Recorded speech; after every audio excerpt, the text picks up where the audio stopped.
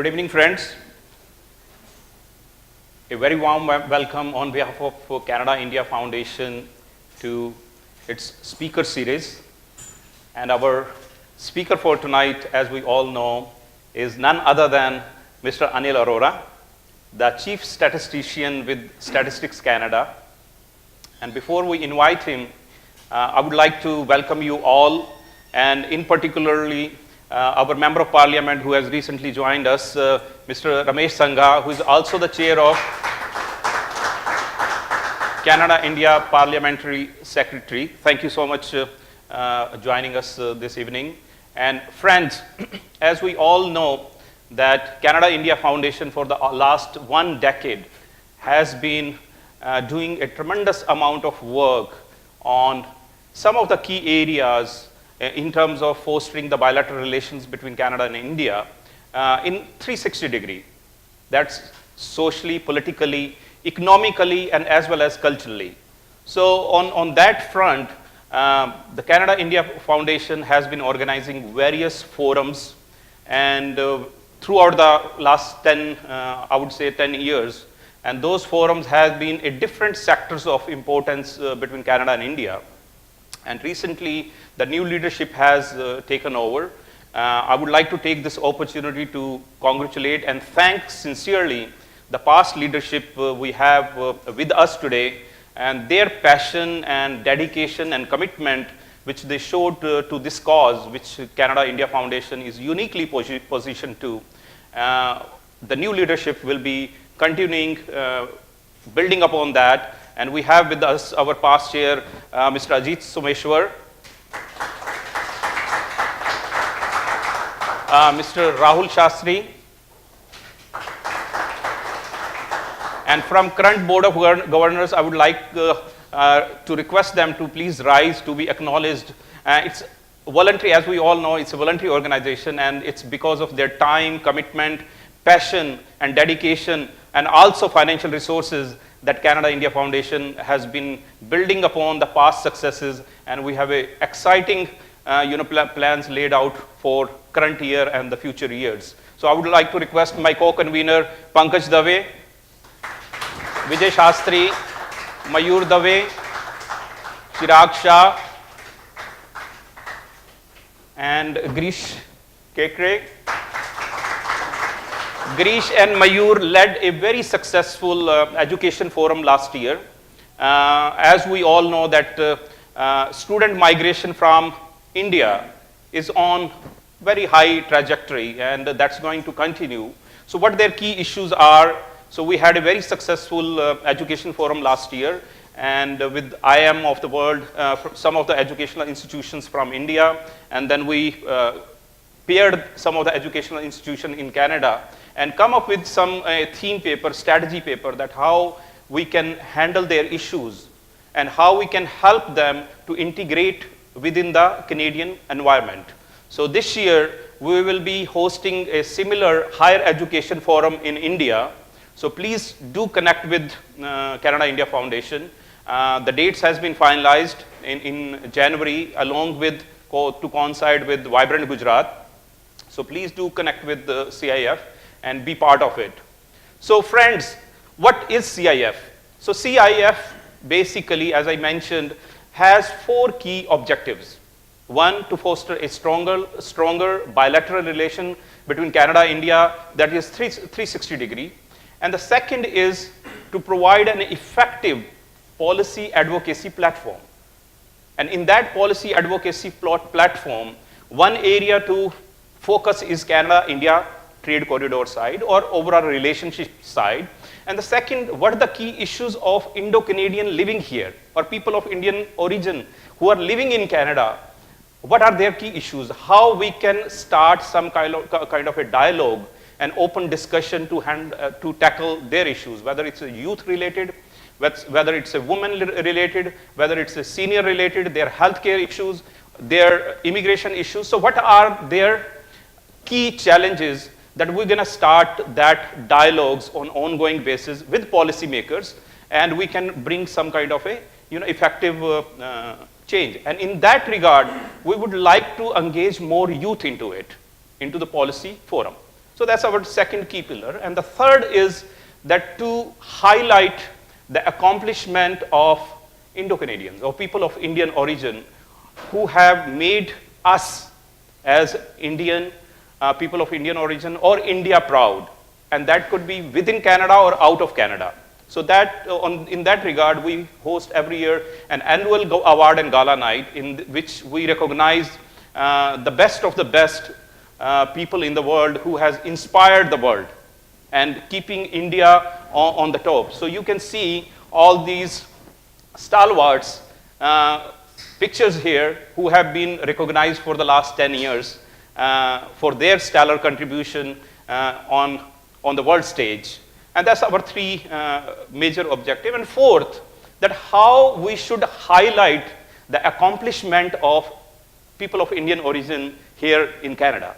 So in that regard, we will be starting a new initiative to releasing a 1A list, which we have discussed, where we will highlight the accomplishment of people of Indian origin, whether it's in the social field, economic field, research, education, everywhere who inspires other to join. So our speaker series, all these events, which we have a very exciting roadmap lined up, we want more and more engagement.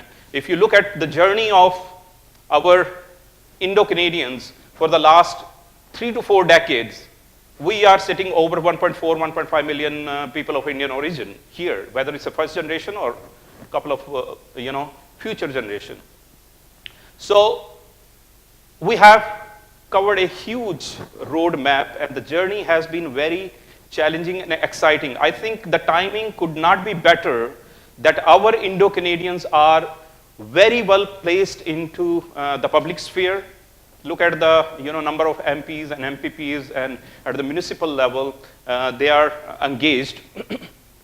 And also, if you look at it, whether it's in academia side, whether it's in the business world, whether it's in the healthcare side, so on the research side, so Indo-Canadian has done a tremendous amount of work, but need is to be the collaborator, be the consolidator, and highlight their achievements. So that's our fourth key pillar, which we will be focusing on. And look forward to your active engagement, active participation to its initiative. If you are part of the emailer list of Canada India Foundation, great. If not, please do drop your business card or your contact detail. Mayank Bhatt, he's our executive director, so he's here. So he will be able to take your contact details, and whosoever you'd like to be part of this, please do share their contact information, and you will be always invited. It's a free event, and courtesy to all the membership, what they give to this organization and all our board of governors. It's a self-funded organization. It's all events are free, and we try to help that this country has given us immensely, and how we can give back to the community and how we can give back to our future generation. So that's with that key theme. I once again thank you all for joining, and I would like to now invite and say a few words about our speaker of this evening. He's a great friend, known him over a decade now, and if I start reading his formal resume, it's way impressive. So to just highlight his accomplishments, he's been in public service for over, I would say, more than a decade now, in private sector, public sector, whether it's a healthcare sector, Ministry of Natural Resources, and working with the OECD and few other organizations, he has been involved. One thing which I noticed, Mr. Anil, even my interaction when I was at the chamber level, one of the very finest human being with a very focused and very razor sharp focus on the deliverables, whether it's on the policy front or any of the other initiative he takes on. It's his commitment, dedication, and passion towards the cause. And tonight we are very excited to hear him out on his new role, which he joined in 2016 with Statistics Canada. And it's a very tricky part to keeping a pulse on the heartbeat of the nation. social side, economic side, it's a heartbeat. And keeping a pulse right on time and then delivering all those information which could be conducive to the various policy makings. And that's what a very important role. So without any further ado, I would like to request and welcome Mr. Anil Arora to share his thoughts.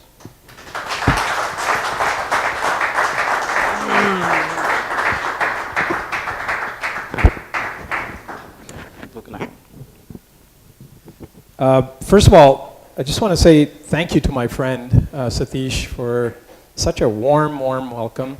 Thank you very much for your kind words. And all the accolades, I have to say, are reciprocated and, in fact, multiplied, tenfold. So thank you very much. I do enjoy this. I also want to, just on a personal note, just recognize the work that you're doing. I was born in Dehradun, in India. We moved to Hyderabad. We lived there for a little while. And my family and I, we've been in Canada now for, well, since about 75, 76. And I remember, shortly after coming to Canada, we started in Edmonton, that's where I grew up, a television show. And we used to, just anxiously wait for tapes that came from Doordarshan, for those of you that might remember that. And we used to put them into these massive videotape players. And that was our cultural contribution to Canada at that time. And, we slowly evolved that over time to, more of an interactive kind of a session and live feeds and so on. And slowly started to build the knowledge of what is India and what is India into Canada. And so to see you here talking about how it is that we can play an influential role in the policy making of this nation and have a real chance and an influence. And as was mentioned, whether it's the MP who's here, we're graced with his presence, whether it's the board of the CIF, whether it's the cabinet ministers and whether you've got a prime minister who actually believes in evidence-based decision making, to see that translate into something that you are leading as a niche in terms of moving policy. And in a relatively short 40 years, to see that change in this country is truly, truly impressive. And I think you should all give yourselves a big round of applause for having evolved to where you are. So thank you. So let's see, technology. Do I just press this button here? Oh, it's even more technical. Oh, there we go. Okay. Yep, for the previous. Oh, okay, yeah, no, wouldn't worry about that. So to go forward, it's this slide here, is that it? Or is it this one? There we go, it's that one. Great. So look, I'm really, really pleased to be here, as I said earlier, and I want to talk a little bit about the role of our relationship between Canada and India. So I'll give you some indicators of how that is sort of playing itself out in our work. I'm going to tell you a little bit about Canadian society and Canadian socioeconomic issues that are driving policy today. I'm actually going to take a few of the points from a recent presentation that I made to Cabinet in Nanaimo at their retreat. I'm not divulging any Cabinet confidence, don't worry.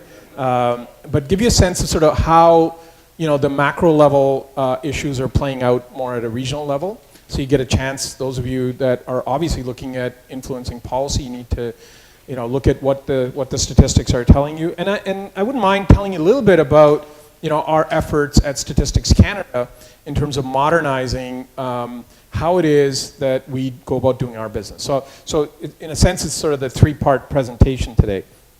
I am leading Statistics Canada on a journey of significant transformation, so you'll get a sense of what that is. And in order to meet the needs of Canadians, our economy, our society, which is becoming more and more data dependent. So, and we have to, as an institution, be lock in step with that transformation. So I'll tell you a little bit about that. In my time with you today, as I said, I want to do sort of three things. Building these strong linkages, the insights from the analytics, and the modernization as my agenda. On the subject of, I'm sorry, some of this is going to be hard for you to see from the back, but just don't worry about it. I can make the presentation available to you later through Satish, so you can go ahead and have a look at it. So here I just want to sort of make a few points. Just under 9% of Canada's total immigrant population was born in India. I mean, when you think about it, that's a very impressive number, and it has grown very, very rapidly. We form the largest immigrant group by country of birth, even ahead of China, if you weren't aware, and the Philippines. We are about, half of us came from India between 1980 and 2016 as family members that were sponsored. And most others were admitted under the point system and the economic class system. More recently, what we're seeing is that immigrants born in India, they represent even a much higher proportion, 12.1% of all immigrants who came to Canada just in that last intercensual period between 2011 and 2016, second only to those that came from the Philippines. So that pace of change and that growth from a very strong basin, if you like, or that baseline is what counts for the growing trends and the absolute numbers that you see. I know, again, it's a little bit hard for you to see from there. We're also big on achieving citizenship. So we don't tend to wait a long time. As soon as we get the kind of the numbers and we're eligible for citizenship, we tend to go about it. 2/3 of immigrants from India have obtained their citizenship. And when you look at that compared to China and Philippines and other countries, those rates have actually gone down, whereas we've kept a fairly steady pace in terms of citizenship. The share of Toronto, right here, Toronto's population with South Asian origin has truly grown over the last 2 decades. And you're talking about neighborhoods in the city that contain large concentrations of people with South Asian backgrounds. In fact, looking at the number of neighborhoods, over 30% with a South Asian population, they've gone from 21 neighborhoods to 169 in just the last 2 decades. So you just think about not only the overall numbers, but the concentration at the neighborhood level. It is truly spectacular when you think about the pace of change in a very in the blink of an eye. Let me tell you a little bit about. I know there's a few people here that are in the academic sector, either working within or have strong bonds with India. Not a surprise here. Students from India increasingly using and coming to Canada as their study destination. 385,000 international students who came to Canada between 2010 and 2013. 13% of them came from India. So that's a very impressive, again, number that we're talking about. And when you look at, you compare this to what was, previous in the 1990s, it was just 1% of the international market. So from 1% in the 90s to 13%. Again, just do the math. So you are now looking at 1/2 of Indian-born immigrants that are aged in that 25 to 64 year group. They have a university degree, and that's compared to about 23% of the Canadian population. So 1/2. So very well educated that are coming from India. And if you look at of Indian immigrants who actually have a degree, 1 in 5 obtain their highest degree in Canada or in the United States. So they don't really have a lot of issues about equivalency and so on. They've got it right from the start. We're talking about resulting in, obviously you have that strong educational component. Well, you're set up for obviously a lot of success, right? And that's again what the numbers show us. We talk about intergenerational kind of progress, ensuring our children and their children become subsequently better off economically. This is obviously at the heart of immigration itself. And from, again, we're talking about those gains from that one generation to the second generation, particularly pronounced amongst the second generation women, whose real average earnings rose from $34,000 to $47,000. We're seeing, income levels again. That's the women, and the men have done equally well as well. Of course, there's prosperity between generations that can occur through other means, but primarily education is a big indicator of this this aspect. We've done a fair amount of work in terms of using higher education as a stepping stone to economic progress and economic resilience. There are higher university completion rates for second-generation immigrants from South Asia and China, particularly for women in both communities. And among second-generation South Asian women, about 2/3 have completed university, while 55% of second-generation South Asian men have done so. And again, that's in the comparison to a baseline of only about 23-24% in Canada. I just wanted to kind of spend a little bit of time in terms of some of the linkages again on the trade side of things. Again, the macroeconomic linkages between Canada and India, either through international trade or direct investment. The total trade in goods and services between the two countries continues to grow. It's gone from about $6 billion in 2012 now to about $10 billion in 2017. Looking at direct investment between the two countries, Canada has about $2.6 billion worth of direct investment in India, and we calculate the number of jobs that creates, and that's around 15,000 jobs in India by Canadian affiliates. And if you look at the converse, India has about $3.6 billion worth of investment into Canada, and that generates about 18,000 jobs into Canada. I think we were talking about that just in advance of the presentation. I also wanted to emphasize a little bit the importance not just of building communities, but of building a vibrant entrepreneurial culture. We recently did a study that focused on immigrants who arrived in Canada in 2000, looking at the rate of private business ownership in this group. And we found that among private corporate business owned by this cohort of immigrants, the share of those from India and the neighboring regions rose rapidly over time. And so about 10 years, after 10 years, they accounted for a full quarter of all businesses owned by this group. So very entrepreneurial as well. So let me do a little bit of a deep dive into the data, pulling together and confronting a large amount of statistical information, and through this process, better identifying and understanding key trends and patterns, as I said earlier. So an example, so I looked at differences in economic and social conditions across the country, asking how is this situation in a particular province or territory similar or different than the national or the regional trends? Because you can see the averages, but as they say, averages are just that, averages. You have to really dig down to get at what's happening at the local levels.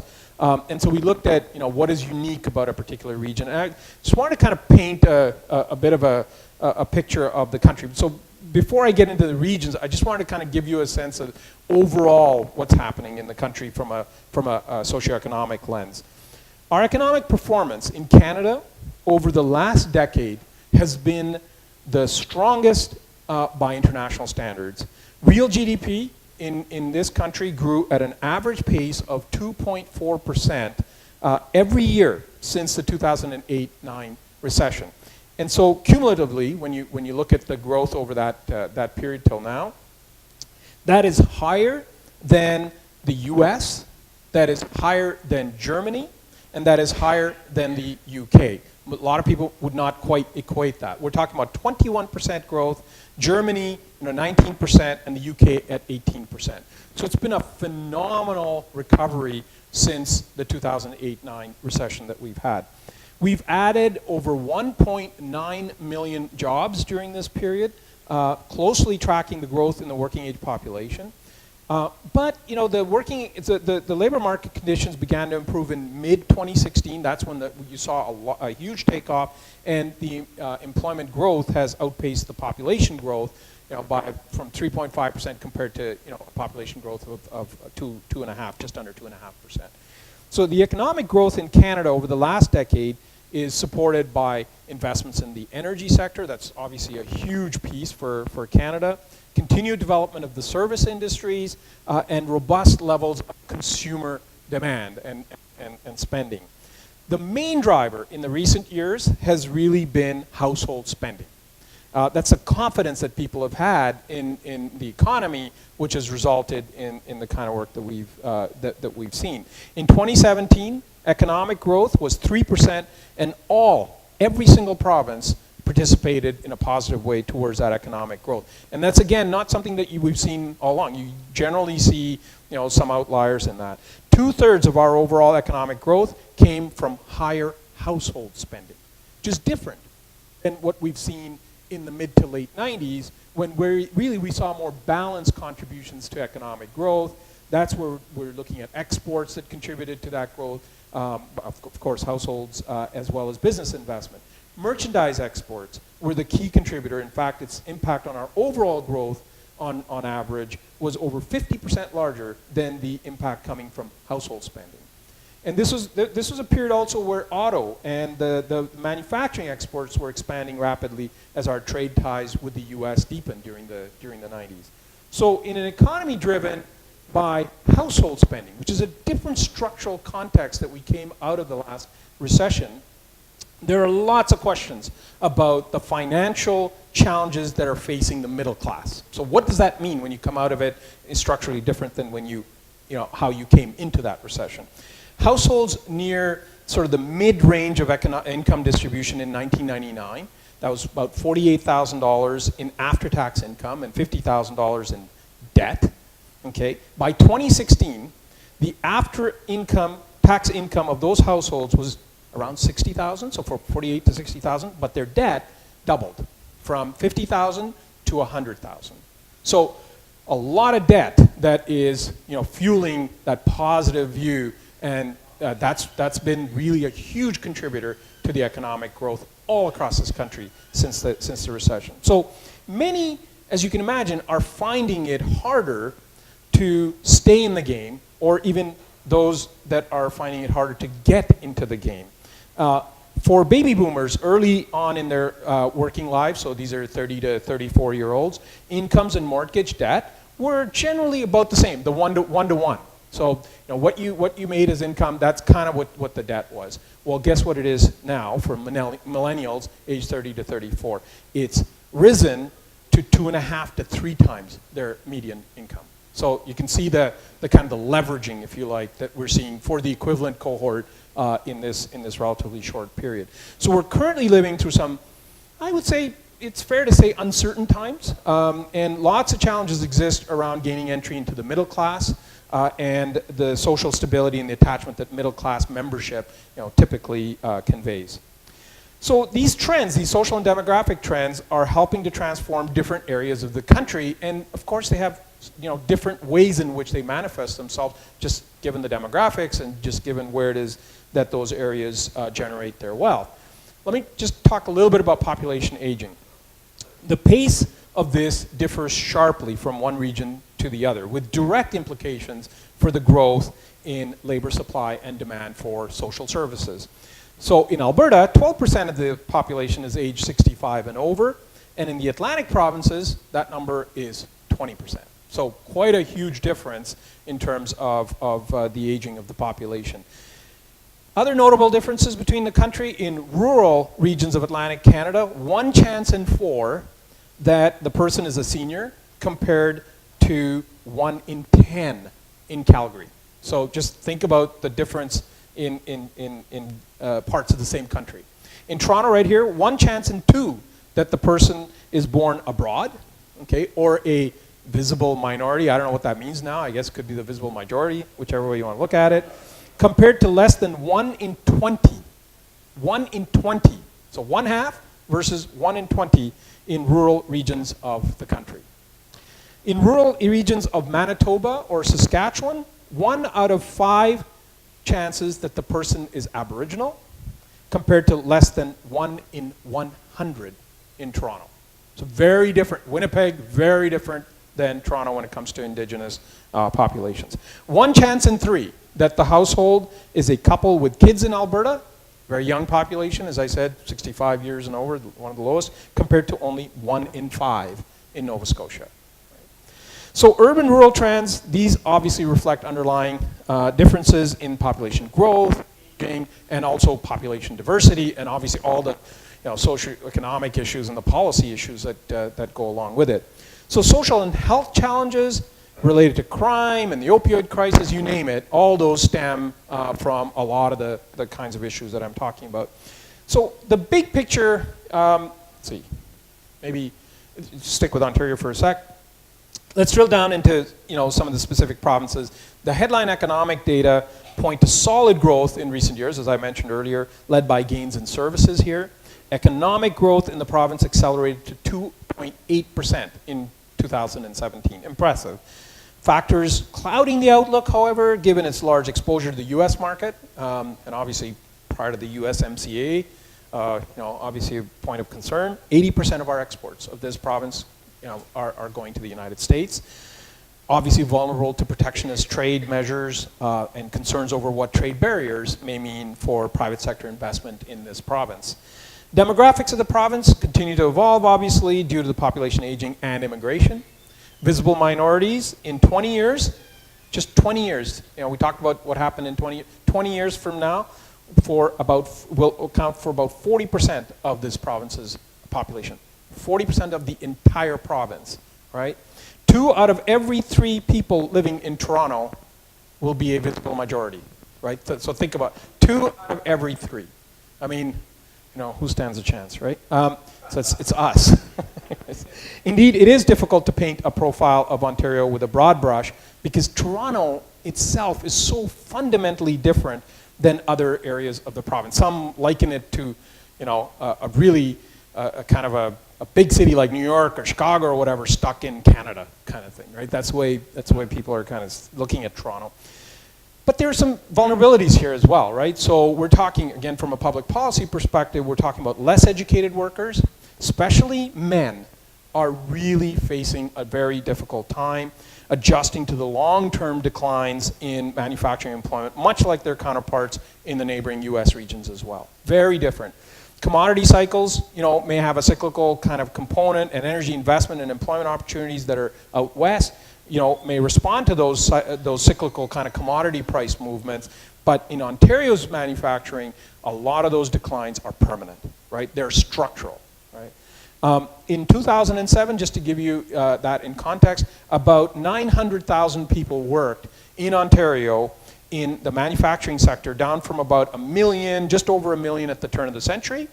And with the downturn in manufacturing during the 2000s, 2009 financial crisis, particularly in the auto sector here in the province, where we haven't seen a full recovery, manufacturing employment is now down to about 760,000 people. So you can see that rapid decline. In 2000, 25% of core age men, so 1 out of every 4 without a university education in Ontario worked in the manufacturing sector. Now that number is down to 15%, right? So this structure is not the sort of the mass high-paying employer that it once was, and you see also the corresponding reduction in benefits and the angst that comes for those men and the families that they support. So what do we know about core age workers without a university education? We know the percentage of these workers with full-time permanent jobs has declined in Ontario from that 2011 to 2018 period, and this has not, however, been the case in Quebec, right? Where both less educated and more educated workers both have seen increases in full-time permanent jobs. So very different economies, even just when we're talking about the manufacturing sector compared to a province that's next to another. And we know from our general social survey that manufacturing workers face high levels of insecurity over job loss in terms of finding comparable employment and so on. And again, that adds to the stress. This creates obviously questions about the way forward. For workers with less education, if high-paying jobs become increasingly knowledge intensive, and if automation and artificial intelligence displaces these traditional blue-collar jobs, what does that mean for that cohort, all right? And it underscores the importance, again, of education and training, which, as many of our studies have shown, are fundamental to economic resilience and success, and also social success in life. So this has been thoroughly supported by a large body of analytical work that we've published over the agency over the last 2 decades. We know that educated workers have much higher lifetime earnings and are much better able to adjust to economic shocks as well. So if you have kids, there's a message, right? Study hard. So where do vulnerable workers turn in the next wave, in this digital wave? There is a lot of speculation, as you know, about the impact of the gig economy. So this is kind of where you go from one gig to the next, and increased automation and other forms of disruptive technologies on the labor market, including the emergence of new forms of employment, which are becoming more temporary, they're becoming more contractual, they may not have the kind of social support systems that I guess traditional workers have learned to get used to. Obviously, gun crime, again, an issue for Toronto, but let me put that in perspective. We're hearing a lot about gun crime in the media, particularly here in Toronto. Obviously, the unfortunate and tragic events like what happened in Danforth, have been really, they shake the community to the core. And even though gun crime makes up a small proportion of the overall violent crime, so about 3% in 2016, it has a significant emotional and physical impact on its victims and obviously in the communities. Overall still, Toronto is one of Canada's safest cities. Its crime severity index, where we look at volume and the severity of the crimes that are being conducted, is among the lowest in Canada. So in Toronto, the CSI is 48.7 compared to 72.9 for the country as a whole. And that same number is 88.2 in Vancouver, so compared to 48, and 115 in Saskatoon. So, think about sort of, so when it comes to violent gun crimes, however, Toronto doesn't fare as well.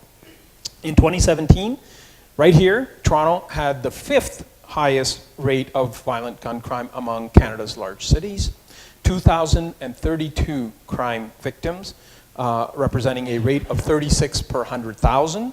And in 2016, Toronto had the greatest number of firearm-related homicides, 51 among Canadian cities, and 89% increase in the number of firearm-related homicides from 2015.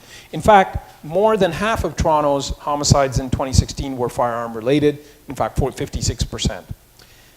As Canada's largest city, Toronto's overall homicide rate is, of course, nowhere as high as, as I mentioned earlier, if you compare it to a similar city in the United States, Chicago, for example. The overall homicide rate in Toronto in 2016 was 1.55 per 100,000. Anybody want to guess at what it was in Chicago? 10.2. Close, very close. So just think about 1.55, 10.2. So still, nobody's arguing about the tragedies and the losses and the suffering, but we're for the size of the city, I think it's still relatively good.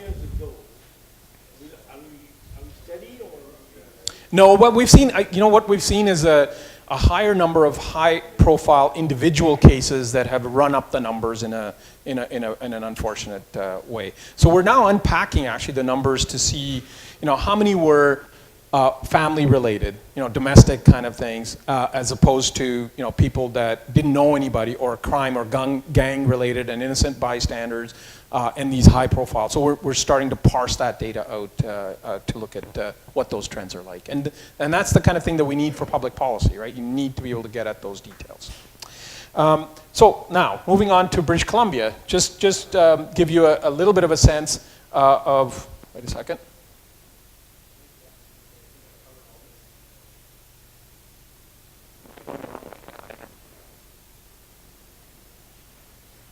I don't know how you can see it. I'm having trouble seeing it from here. Anyways. So in British Columbia, the macroeconomic picture, again, strong, very, very strong economy, annual GDP growth rates exceeding 3% for 4 years in a row. Tightest labor market in the country, especially that in Vancouver and in Victoria. Even smaller cities like Kelowna and in that whole Shuswap region. Labor market conditions have strengthened recently with employment increases by over 7,800 over just the last year and a half, outpacing growth in, again, the working age population. And over the last few years, the share of the population living outside of the census metropolitan areas in British Columbia that have a full-time permanent job has etched up another %, contrasting with other Western provinces. So BC really, has been on a tear. And demographically, as you know, a growing and a diverse population there, immigrants and visible minorities, each about 30% of the population. BC, I equate it to a problem, it's kind of a problem of riches, right? In the midst of all the headline growth and prosperity come some real challenges in British Columbia. Those of you that have had an opportunity to be out there recently, for many in the middle, and certainly for disadvantaged groups.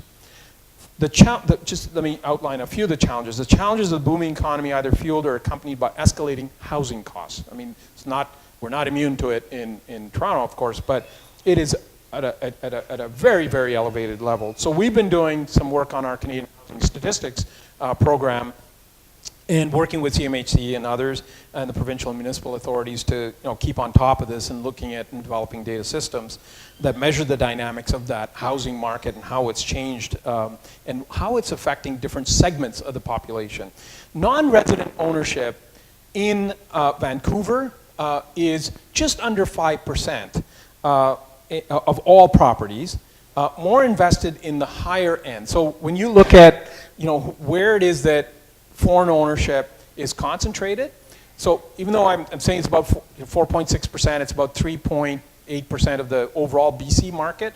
When you look at Richmond, you look at Surrey and so on, in many cases, the new housing that is being built in there, 20 to 25% of that is actually being bought up by foreigners. So once again, you see the average and you go, oh, that's not too bad. But then when you look at where it is, and if you look at the average price of a house in Vancouver, in those areas, the foreign owner is paying something like $700,000 more for that kind of house. They're buying a bigger house, they're buying a newer house, obviously more in a more affluent neighborhood.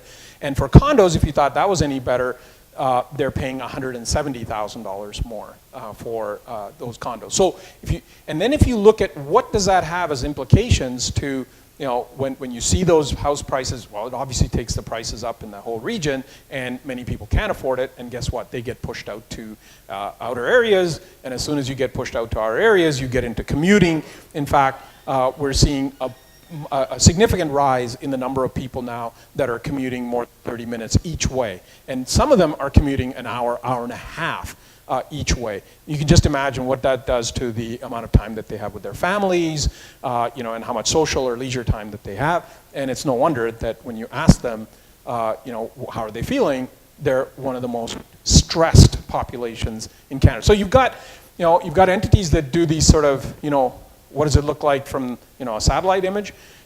Vancouver, right? Toronto came up as really high, right? But it's just a picture. But if you now go and ask the people who are living there, how do you feel? Guess what? They give it the lowest marks in the country.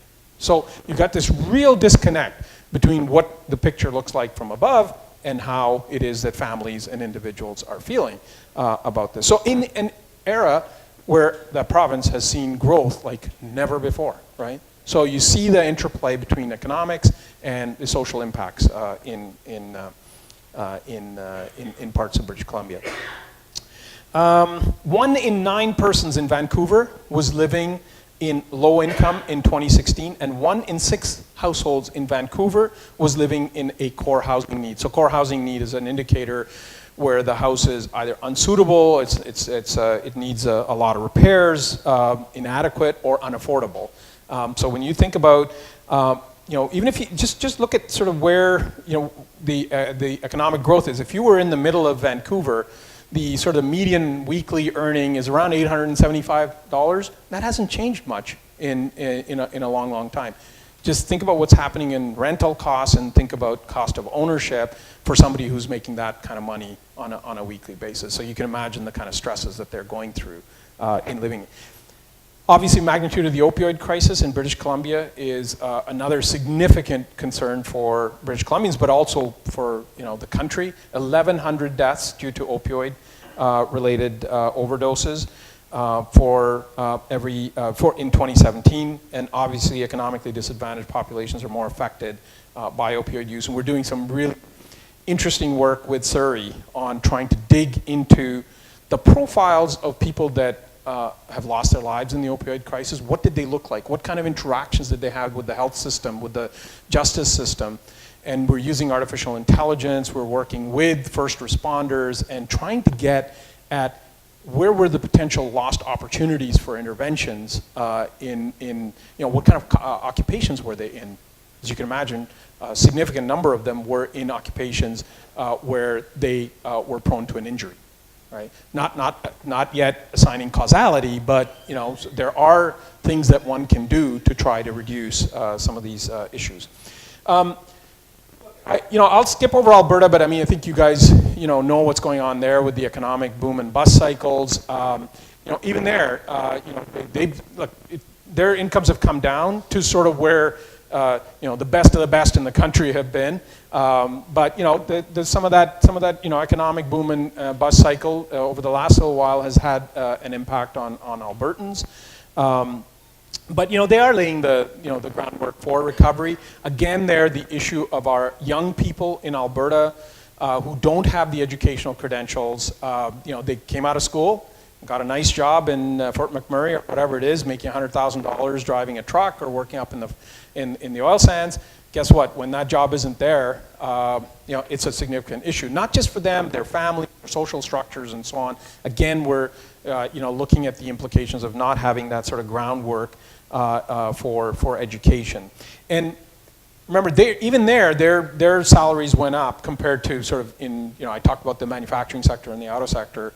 Even there, they saw increases, whereas in Ontario they didn't. So the expectations, if you like, are very different amongst them than the same cohort, let's say, in Ontario. How's that about not speaking about Alberta? So, Newfoundland and Labrador, again, very different issue, right? Again, the expanded economy, you can see what's going on in the resource sector in the last 10 years. Their wages have increased by 20%, even after adjusting for inflation. Highest rate of increase among the provinces. Unemployment, however, outside of St. John's, for example, just outside of St. John's, over 20%, right? So we're talking about very, very different sort of situations in very small geographies. We did a study just recently about the importance of social factors, so such as family connections and friends and so on labor mobility. About 2/3, this thing is really working overtime, isn't it? That's okay, I don't need it. 2/3 of the unemployed Canadians would not move to another province given a job offer, mostly because they want to stay close with family and friends. So what does that mean for policy, right? So you say, well, there's a job over there, why, but 2/3 of Canadians said, no, we're not going to move. So family networks, these local connections are really, really key in terms of setting behavior for Canadians. Yeah, sir. Compare the Midwest and the U.S. and affecting jobs and employment. Yeah. Very similar stats.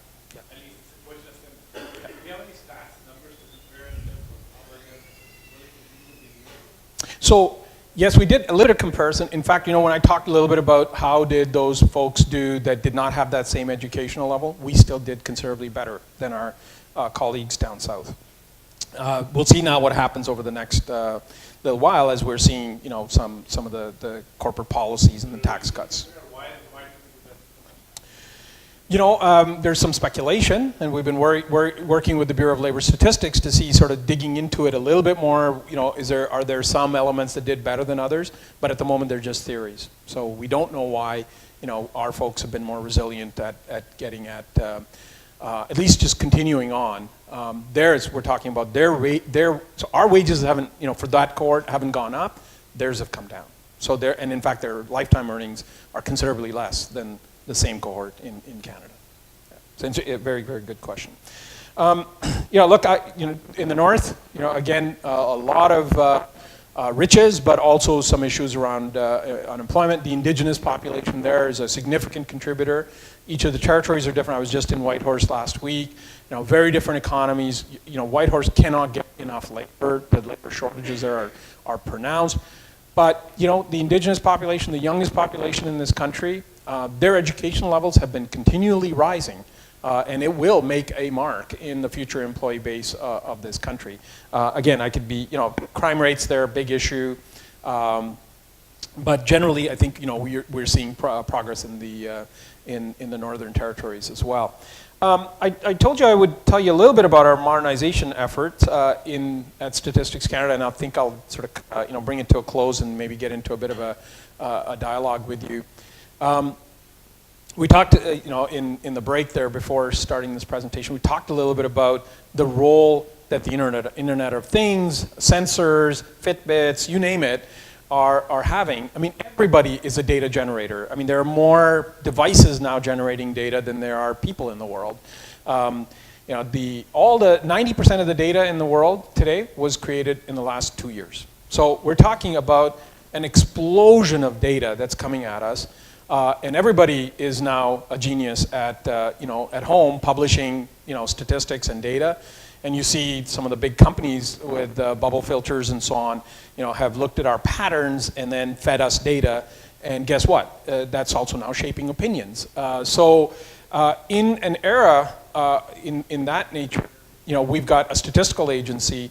We're celebrating our 100th anniversary, as Satish mentioned. That's a real challenge for us. So we got producers, we got consumers, and it's the Wild West out there right now. And Google is king. Whatever comes up, people just take that as fact. And there is really nobody to arbitrate what is good, what is bad, what is the confidence interval, what is the exclusion or inclusion of that population, or how do you use it? So it's a real challenge in this country, and you can see, some of the exploits can go one way or the other in shaping people's opinions, and in fact, around the world, that data is changing the political landscape. And on the other side, you're also seeing, those that are really good with it really use that data to disrupt Fortune 500s and actually coming up with some very, very interesting models. So on the one hand, it's really exciting that it can actually, get past distances, and it can really enable people and get them to be more involved in society. But on the other hand, it can have some real negative consequences as well.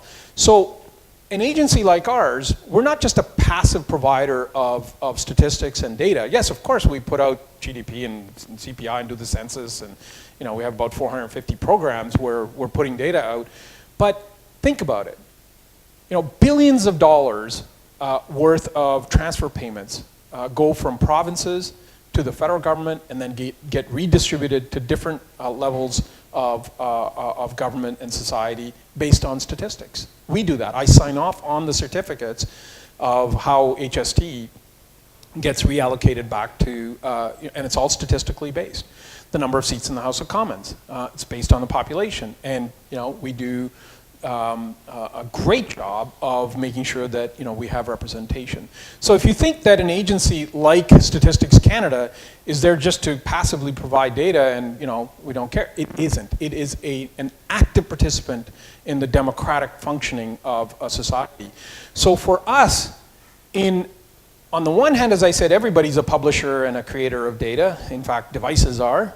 Then you've got, how many of you have kids? I have 3 of them, and they're I think their hand extends to the iPhone now, so it's part of them.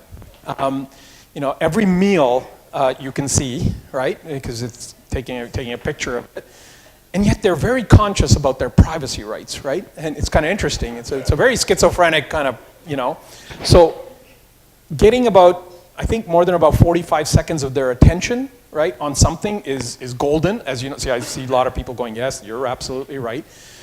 So, okay, so less than that, you think? Or, that's amazing. It's 45 seconds is true.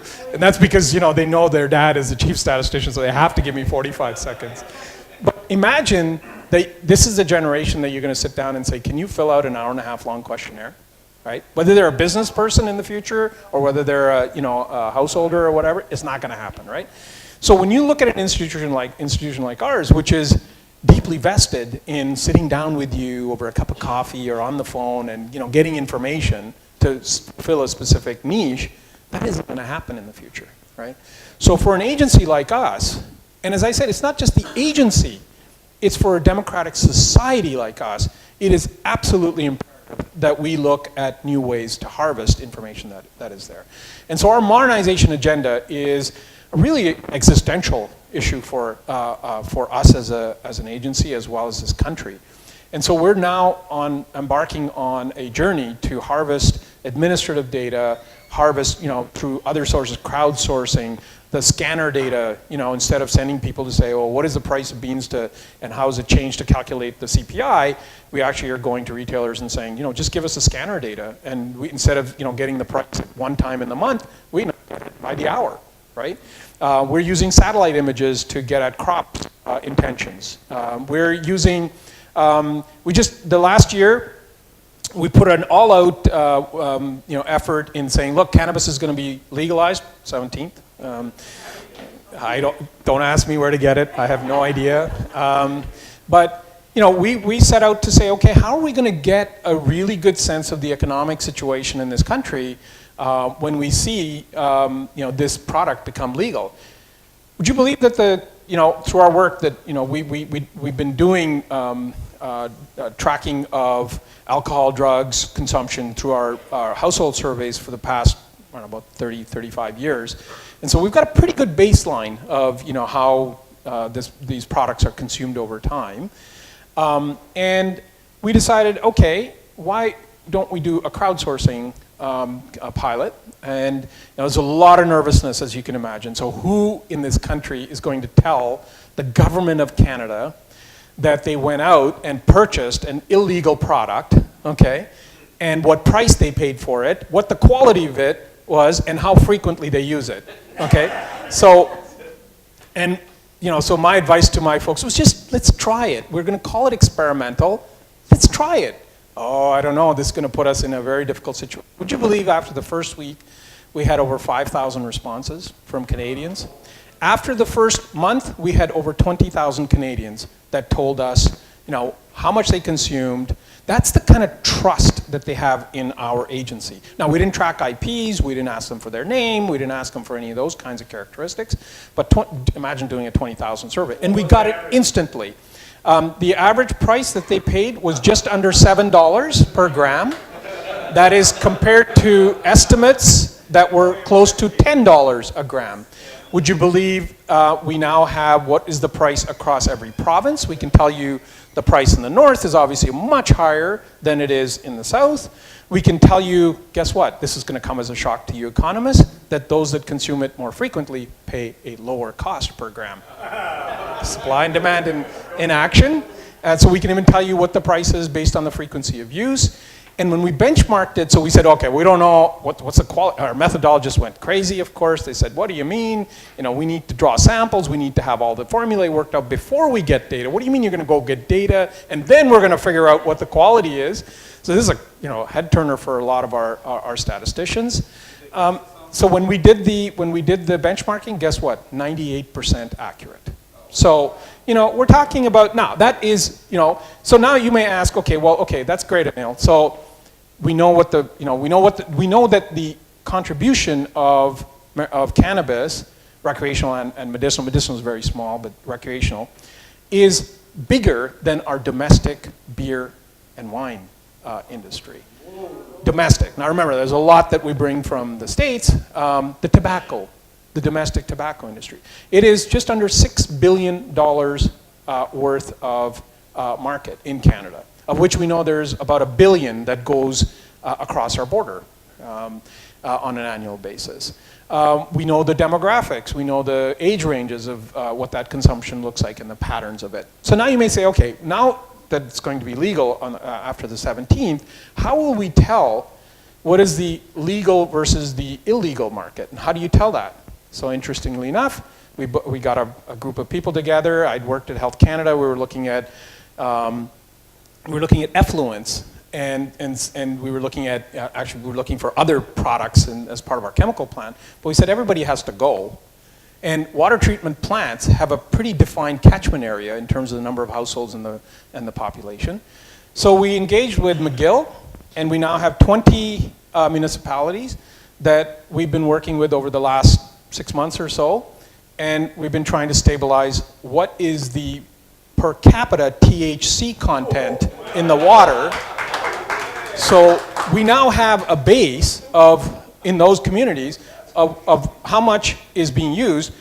We will know, because it's going to be regulated, how much is being produced and sold in the legal market. So we know what that looks like. The effluent minus the legal gives us the illegal, right? And so we'll be able to track price differentials with consumption patterns both on the legal and the illegal. That's the kind of innovative work, and it's in almost real time, right?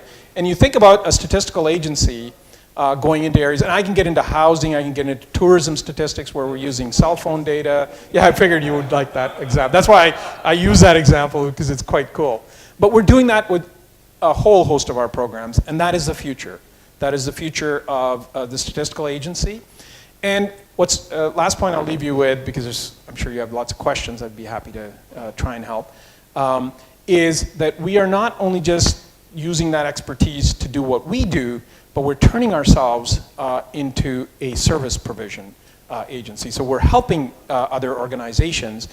Remember that point that I made earlier, the Wild West of everybody putting data out and everybody consuming it?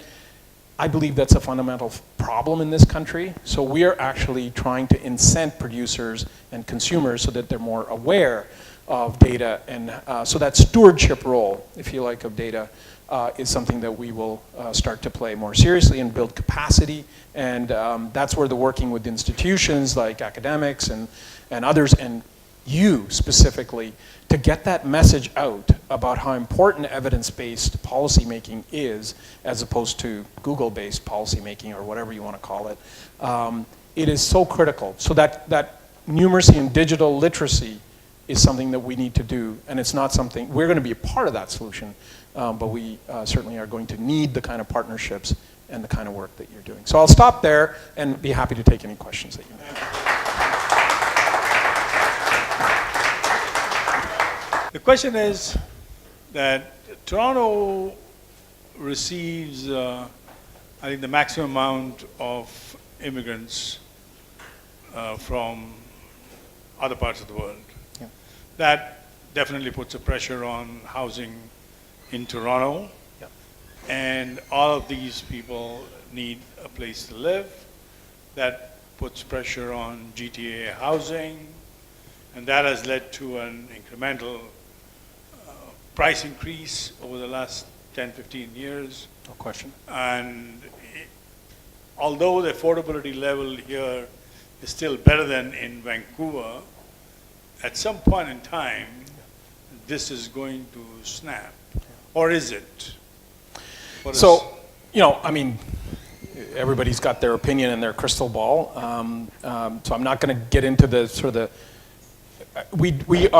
so a couple things.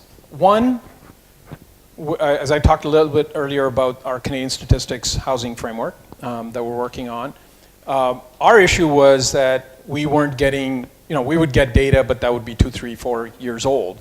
And so how do we get at real-time data on both the immigration and the housing? And so in working with CMHC, we developed a framework. We, in fact, got some money from the government to help us develop that robust framework.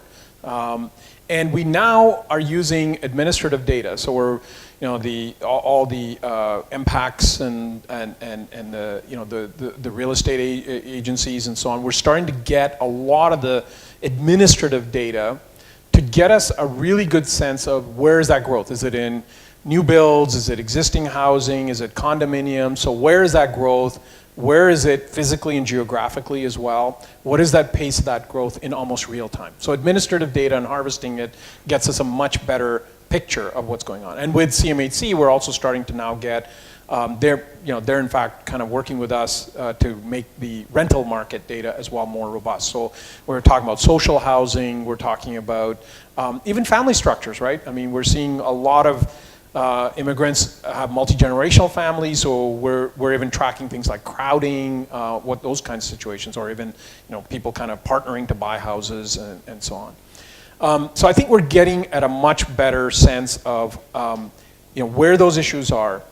We're also able to now track any kind of policy interventions in almost real time. So when Vancouver brought in their kind of tax for foreign owners, we can now start to see the impact of it. And in fact, what it showed is that you saw a bit of a leveling off, and then guess what? Bang up again. So we can start to actually provide policymakers a much bigger or much richer data source in terms of seeing where it's having the intended effect and what are some of the unintended consequences of that data. So our job is to, again, provide the kind of insights both on the analytic as well as the data, so that in fact policymakers are making the right decisions based on that. The last point I'll make is that our involvement has, Statistics Canada's involvement has incredible depth, because we can now start to not only look at the dwelling characteristic, but the dweller's characteristics as well. To your point about, how does an immigrant do? How does a refugee, claimant do? How does a first generation, second generation, third generation do? How does it affect in terms of their median income, or is it a two-family income or otherwise? So our ability to link those with census, income data are starting to now give us a much richer picture of the interplay between the dwelling and the inhabitant, and what are the kind of social and socio-demographic issues. So the policymakers have to make the decisions. So we're not going to make those decisions. But what we want to do is to make sure that they're doing them on really, really good statistics and the kind of strong analysis. And that means the kind of partnerships that we're talking about. We're partnering with municipal, we're partnering with provincial, we're partnering with the private sector, we're partnering with CMHC, and that's what's giving us the rich source. So if you haven't had a chance, go to our website, this is the shameless plug, and actually have a look at some of the housing statistics. So we didn't wait to say, okay, let's get all these files for all of Canada, and then one day we'll say, voila, here it is. We said, let's work with jurisdictions, let's work with where the data are. So we started with Vancouver and Toronto, so we have a pretty good sense. We've now expanded them to Ontario and British Columbia, and now we're working in other parts of the country. So the problem is rent control, supply, yeah, and demand. Yeah. How do you equate that? So, and that's exactly what, with CMHC, because they've got a lot of the policy levers. We're looking at the interplay between those, because there are some unintended consequences there as well, right? Even things like infilling and what that does to social housing and cooperative housing. So on the one hand, it's a good thing, but we're also seeing that it can drive a lot of people. So what are the kind of models? Where should the incentives be for cooperatives and social housing, so that you don't see the conversion factor and essentially have the unintended consequences of driving out people who are obviously in that neighborhood for a long, long time and have roots within it. So absolutely, those interplays are really, really important. Thanks for that question. Sir. I have a question which is like your first part of your presentation. My question is that in terms of diversification of trading partners for Canada, US is the biggest, obviously. Big time. The last decade, since 2009, has there been a major play of diversification, or there's not been? Well, our stats are showing, that there's been modest increases. Our overall economy has grown, right? So you have to keep it in relative perspective. In terms of percentages. Right, and so we've seen, Canada-U.S. relationships are still at 75, 76% of our total trade. As I said, in Alberta it's 90%, in Ontario it's 80%. Still huge. We're talking massive amounts of dependence of trade between us and the U.S. But we have seen some diversification of trade with other partners in the world. So we're seeing Asia and the emergence of it. But I talked a little bit about the 6 billion to the 10 billion. You are seeing it, but at a pace that is relatively slow, gradual, I would say. And you work closely with the policymakers for the last, I would assume, 10 years? Yeah. Is there a reason why it's so slow? Or because if you talk about Nepal and India, they're landlocked. They have no choice, India or China. Yeah. Canada doesn't have any of those limitations other than maybe limited population. So I'm going to put my chief statistician hat to the side, okay, for the record. I'm putting it aside. I'm going to put my role as when I was the Assistant Deputy Minister at Natural Resources Canada when Satish and I were together. And I was involved in a lot of efforts to increase, the trade in our minerals and metals sector and our energy sector. In fact, I led missions to India with businesses and even the nuclear cooperation agreement and so on. I had a lot of work in the resetting that relationship with India. And let me tell you, it's just, what we found was that it's a lot easier for companies just to do business with, the US. You pick up the phone and boom, the deal is done. India is, in China and so on, these are long-term relationships. The negotiation in some cases starts after the MOU is signed. So in other words, it never stops. It is a very, you have to be there. The relationships are important. It takes a long, long time. And, some of the political and other climates are always uncertain. China is a, classic case in that sector. So, you can see why, because there are similarities in the way the cultures operate in North America. Obviously, the infrastructure and the trading and so on is facilitated by it. So it is a longer play, but we are seeing, as I said, in an expanding economy, you're still seeing more trade, with the rest of the world. But those, ebb and flow, and we track. We track monthly trade. We in fact have put, again, shameless plug for the website, but go and have a look at our trade hub. We put a trade hub now where you can track by country and Canada, so receiving and you can track what commodities, you can track the amount of flow, what was the direct and the indirect contribution, was it coming directly or was it coming through another source? You can track, in the case of, obviously in the last year and a bit, as you can imagine, the degree of detail that was required for the trade negotiations. We can now tell you between a particular state and a particular province, what that trade looked like, how many jobs were created in both sides of the border. We've been working with the Census Bureau and the Bureau of Economic Analysis in the States to harmonize and reconcile trade. I mean, I just came back from India a couple of months ago, and we're going to start to look at reconciling the trade numbers, based on a common basis. We did the same thing with China. So we're doing everything that we can to at least remove any of the impediments that are there. And I think all those efforts are slowly having some impact. We're a resource-rich country, right? So I mean, the biggest thing that we have to export is energy and mining and minerals and so on. But we're seeing far more services in our intellect, and we're starting to see that take a much bigger share over time as well. The second part of my question is that you have a lot of interesting stats out there. Yeah. How difficult is it to get access to these reports? Most of this stuff public information? is on our website. Some of the analytics you have to hunt for a little bit. I mean, I packaged some things for this presentation to customize it to this audience. But we're, like if you've got some issues, I gave out a few cards, I'll leave a few more. If you're searching for something specific, send me a note. We have a regional office here in Toronto. The director there is Nancy Guarino. Give her a call. We've got a little unit that helps out to the extent that we can, and that's what we're here for. We want to make sure that our numbers are used, and so we try to do everything that we can to make sure that they're easily consumed and that you're using them in the way that they were intended. So we're more than happy to help. We have last two questions. Okay. Verify and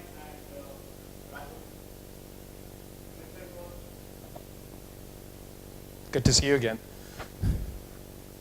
Recently, you've seen the increased usage of narcotics like fentanyl, oxycodone, and I believe you were in Ministry of Health as well. I was. Yeah. So this question is relevant, and I'm sure you can answer it. How do you keep track of those drug addicts? Because the physicians today, for pain management, will prescribe fentanyl like aspirin or Tylenol.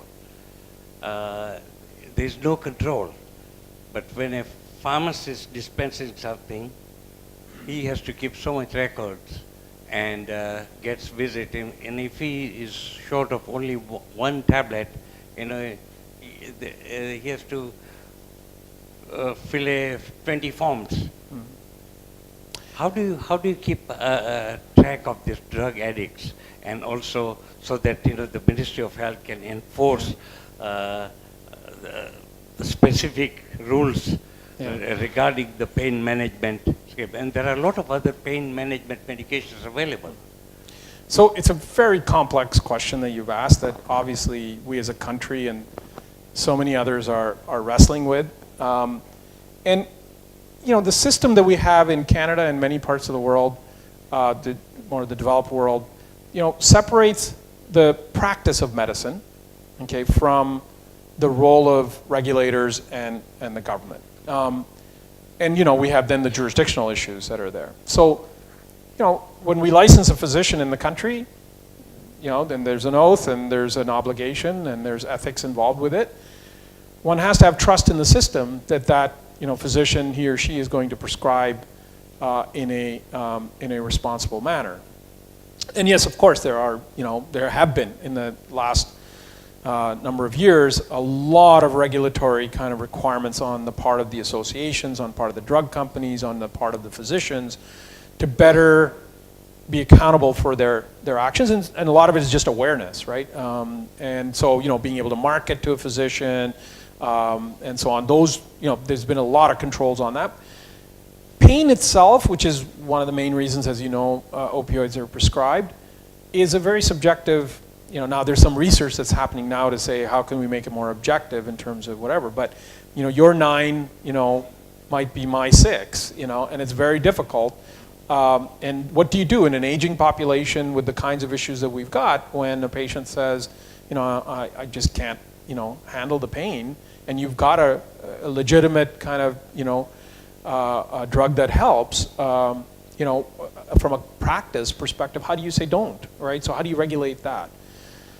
In terms of data, now coming back to sort of my role, so I was a regulator for food and drugs and medical devices and veterinary drugs and so on for Health Canada for a while. But coming back to Statistics Canada, we've been working with a number of organizations, specifically Surrey, as I said, I mentioned that in my talk, to say, let's look at a cohort of people who lost their lives to this unfortunate problem, and let's trace back, what was, what did their life look like, and so we're putting actually some data out in the next little while, which is I think will raise some questions about how many of them, as I said, were in certain types of occupations. That has all sorts of labor issues, and what should we be doing to address some of those kinds of workplace injuries or other kinds of things, so that we don't see that proliferation of addiction. How many of them had interactions with the healthcare system, and how many times over the course of the 2 years prior to their death? How many of them had interactions with the justice system?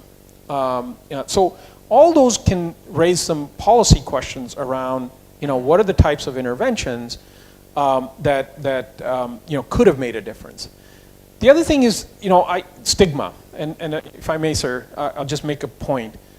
There is a huge stigma associated, and the stats show that it's not just the drug addicts in the east side of Vancouver that are afflicted with this. Middle class, our kids, if I could generalize and say, this is a well-to-do kind of a crowd, are affected by it. Half the people in Vancouver didn't die on the street from an overdose. They died in their own bedroom alone because of an overdose. And they come from decent, quote-unquote, middle-class families. So the stigma amongst healthcare providers, amongst the population, is another issue in my mind that is preventing from getting back or getting to the root cause of what is a real tragedy in this country.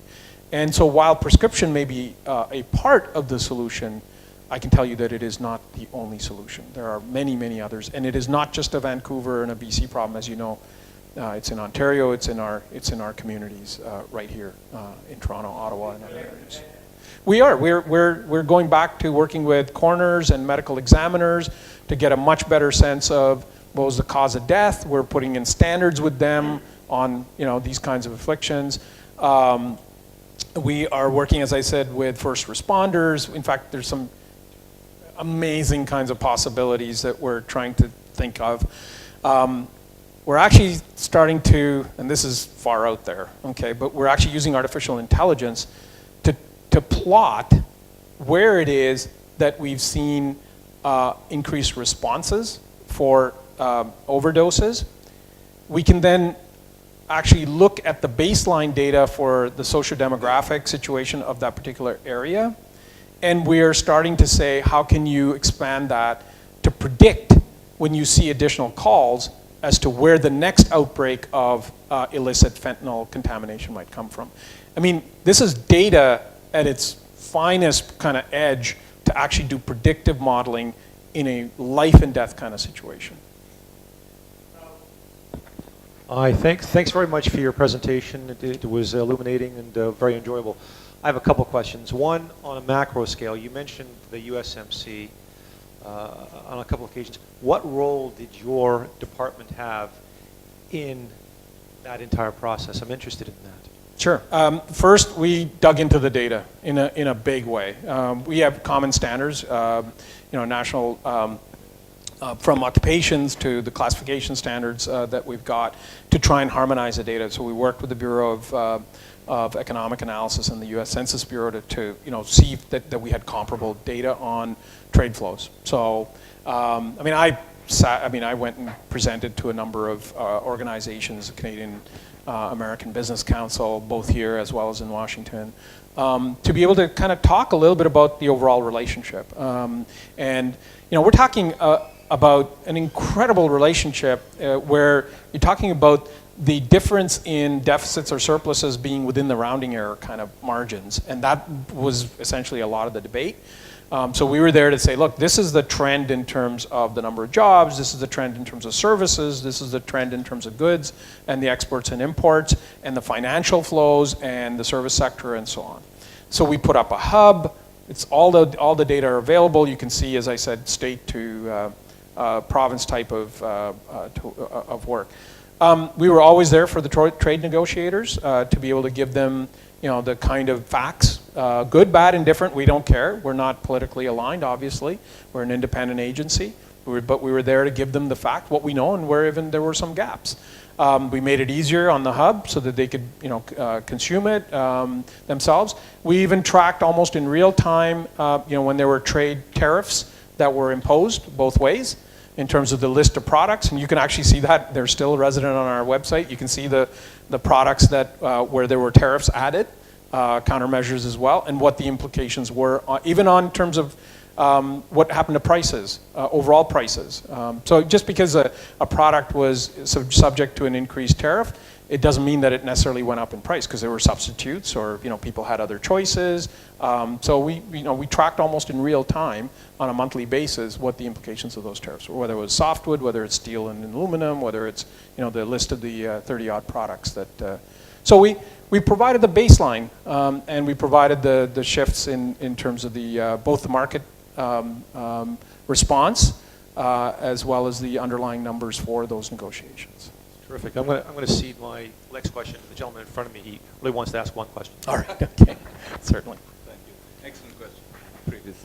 Thank you very much for a very insightful presentation.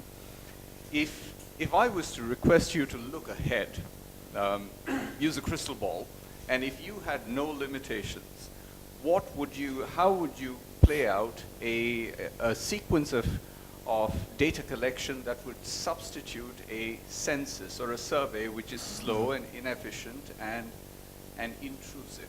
Mm-hmm. So how would you go about obtaining the data that would in real time replace the need for a census? so that Stats Canada could in turn become a real-time contributor to decision making? Well, first of all, the crystal ball is actually real. So it's actually happening. It's not just something far out into the future. We talked about the housing data. The first conversation that I had with my colleagues was on this housing crisis. And we could equate it to, opioid. We could talk about our 150th anniversary last year as a country, and da-da-da. So there's a lot of examples there. Where the first response from the statisticians, and by the way, we're in no way unique in the world. Every statistician kind of, thinks about it in the following way, which is, okay, we have a gap. Let me see. I could draw a sample, I could go out and get questions, I'm going to go test those questions, and then I'm going to go administer those, and we'll get the data, we're going to process it, we're going to tabulate it, we're going to disseminate it, we're going to analyze it and put out reports. So I'll see you in 3 years, okay? And so as you can imagine, the pathological impatient me said, how about in 6 weeks? What can you give me in 6 weeks? So it takes courage. To lead an organization to say, this is how we've done it for 100 years, how are we going to do this differently? Cannabis, another example, right? I just gave you.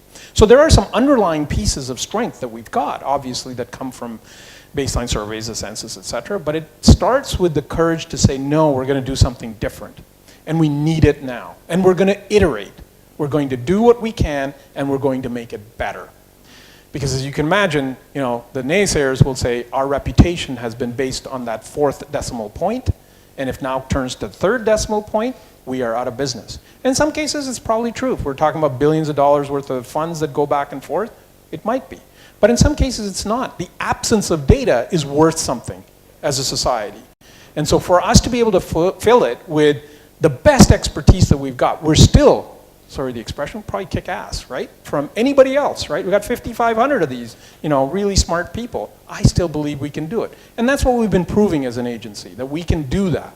And that's how within literally 6-8 weeks, we had housing data coming out. And we were able to, talk about, what does foreign ownership look like, and what are the trends, and so on.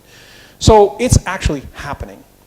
The census is a little bit more complicated, but even there, we're talking about a significant transformation. I transformed the current census, which is world leading, back in 2006, okay? And so the online, you probably all do it online.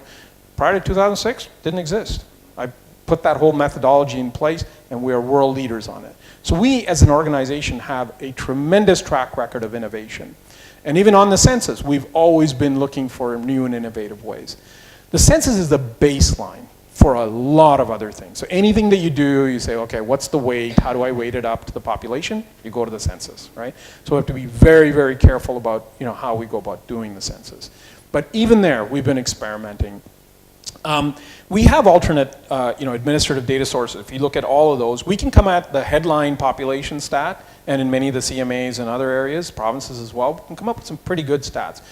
But the census has its strength in low levels of geography, like in neighborhoods and postal code areas and so on. That's where a lot of the accuracy starts to become a problem. And so the transformation of Statistics Canada will meet up, in a sense, with the transformation of the census. So if we have real-time housing data, why do I need to ask those questions on the census? If I have real-time income data, which we now do through CRA and other records, why do I have to ask it on the census? So the census in itself, scary thing is that as soon as you find an alternate, you get people saying, I want to ask this question on the census. Now, so on the one hand, we're really getting good at alternative sources for the census, but we've seen a huge surge in the demand for the census to pick up on other information. So it's not a bad place to be in, because once every 5 years, I think people will go, okay, I'll spend my, either 10 minutes or 45 minutes and give the government some data. So we're not in a crisis mode on that front, and it, as I said, is more the baseline, and it has its kind of niche. These are slower moving phenomena over time that we need at very low levels of geography, that you don't need on a monthly basis, or you don't need it on an annual basis kind of thing. So the census has its niche, and we want to be very careful about kind of doing a, last point there is that we have to go at the pace that Canadians allow us to go. we're a very different society than the Scandinavian countries, right? The Scandinavian countries have grown up with giving the state and church everything about themselves. I had a kid, I got married, I got divorced, I went to school, I got this degree, I did whatever it is. Here, people are very different about sharing that kind of information. So we can't get ahead of, some of those privacy concerns of the population. We have to go lock in step. That's why we don't have one identity number, right, in this country so far. So as those things come up and as the population allows us to do some of those things, well, then as a statistical agency, we'll be able to have registers and we'll be able to potentially eliminate the census. So great question. We're on it. Thank you. Thank you so much. Thank you. Such an enlightening, enriching, insightful presentation. I think we are completely overwhelmed kind of a data which has been presented to us, and our deepest admiration and regards to StatScan for providing all that policy related resources and also your leadership, making those all transformational changes and looking at the current need of the time. And I'm pretty sure that in the years to come we'll get all the data which you mentioned on the real-time basis, which will help all our policymakers to take actions and initiative on very timely. And with that note, once again, thank you so much for joining us. Thank you. And listen, another point, like this year marks the 100th birth anniversary of Stats Canada. So we'll celebrate at the end of the event with a cake cutting ceremony. Please do stay by then. And before that, I would like to invite, we heard from the StatScan how they help the policymakers, and we are very privileged and honored to have one of the policymakers with us, Mr. MP Ramesh Sangha, who has especially come to honor us on this special occasion. And I would request him to come and please share some of his. Good evening, everyone. Thank you very much for inviting me. I'm grateful to CIF every time they give me the opportunity to come here and be part of their seminars. This is not the first seminar I'm attending. Every time I come and join them. I'm thankful to Dr. Ms. Arora for giving today's great presentation. And it was really a brainstorming session, which I can realize. As Mr. Arora has already said that he is thankful to the government. Government is considering the evidence-based data, making decisions on the evidence-based data. Thank you very much for that. Thank you. Evidence-based data, I think it's a must. We must rely on that, without which nobody can make a fair decision. Even judge cannot make it. Being a lawyer, I know how I used to create the evidence or put my evidence before the judge to see that he is deciding in my favor, in favor of my client.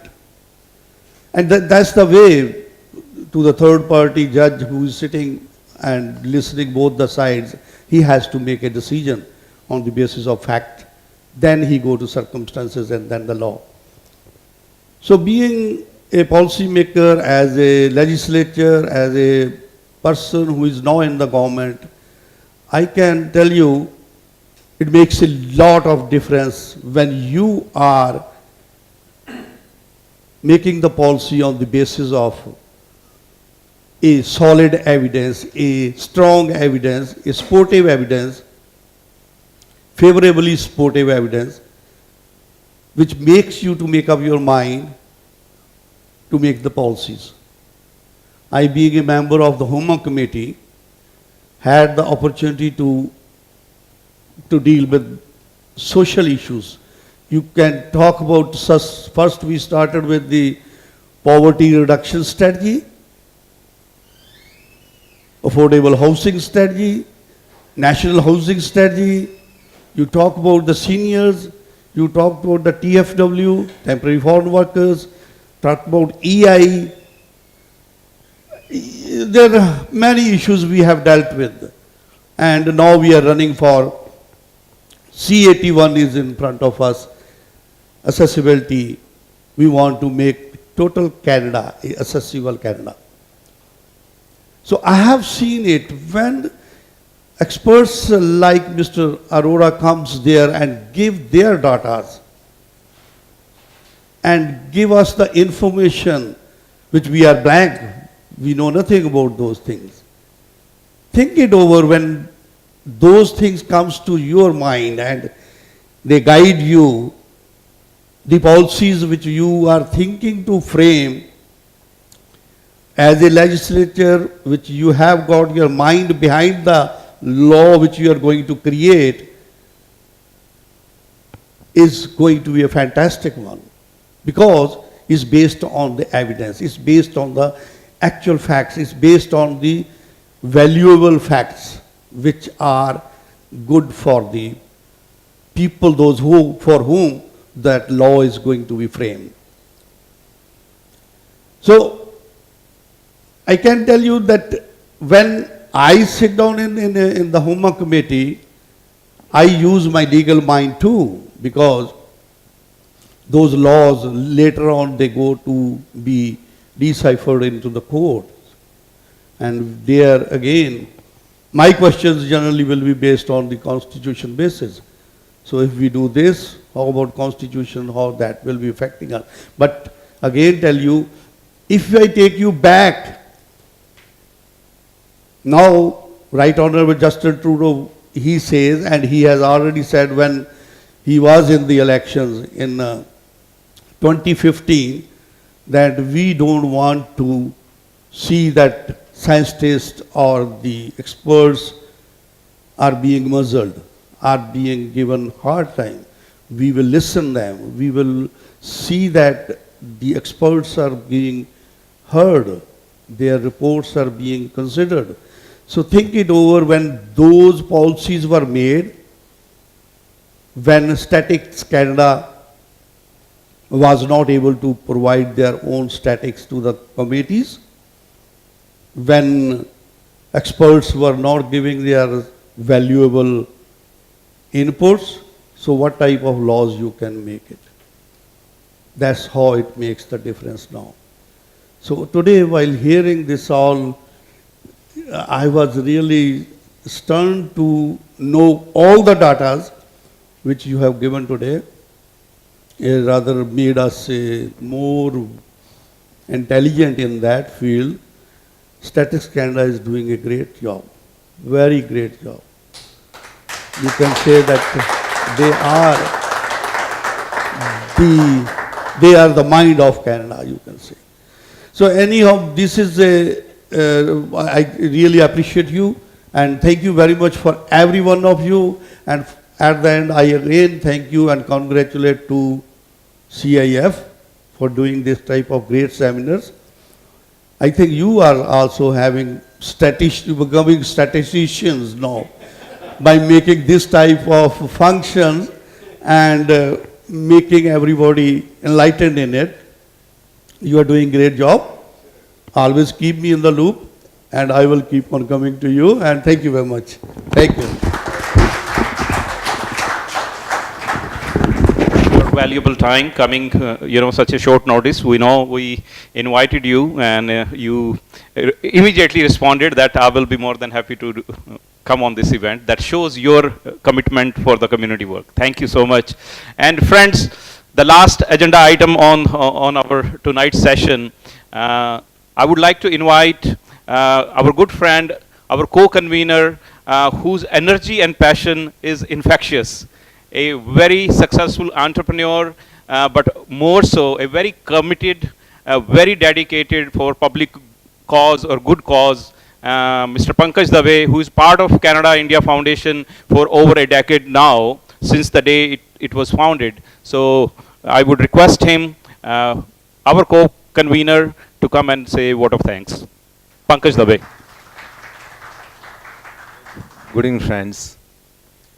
Thank you very, very much, Dr. Anil Arora, for being here and giving very insightful and very thought-provoking speech and talk about the Statistics Canada.